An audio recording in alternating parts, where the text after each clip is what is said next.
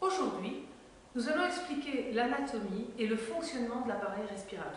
Le but de la respiration est d'amener de l'oxygène à nos cellules. Dans cet objectif, l'homme dispose d'un système pulmonaire. Décrivons-le. Voici les organes de l'appareil respiratoire. Numéro 1, les fosses nasales. Numéro 2, le pharynx. Numéro 3, le larynx. Numéro 4, la plèvre. Numéro 5, les bronchioles.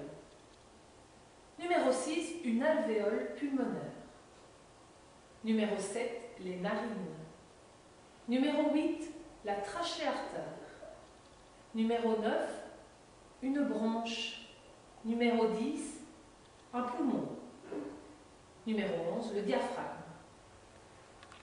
Lors de l'inspiration, l'air entre dans les narines. Il passe par les fosses nasales, le pharynx, le larynx, la trachéartère.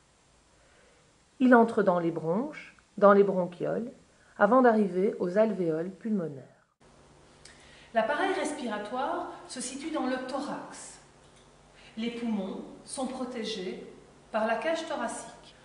Enlevons les poumons pour mieux distinguer le passage de l'air dans l'appareil respiratoire.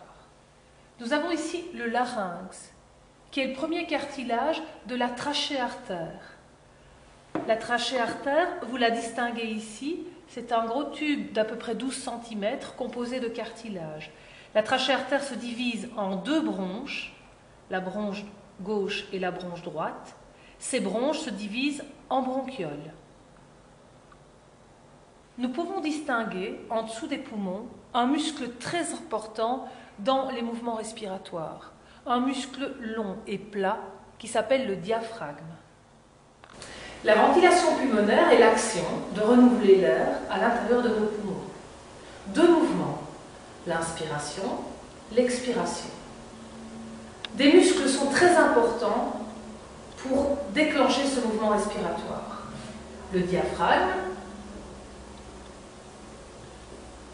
les muscles intercostaux et les muscles pectoraux. Ces derniers muscles vont écarter les côtes lors de l'inspiration et les rapprocher lors de l'expiration.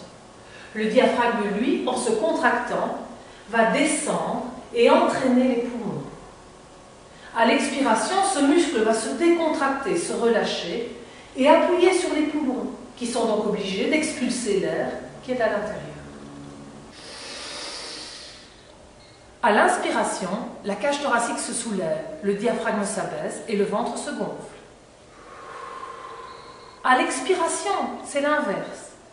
La cage thoracique redescend, le diaphragme remonte, le ventre se dégonfle.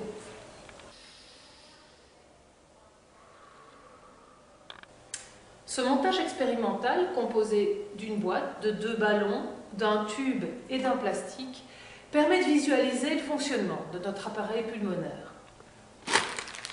Quand le sachet descend, les ballons se gonflent. Quand le diaphragme descend, les poumons se gonflent. Quand le sachet remonte, les ballons se dégonflent.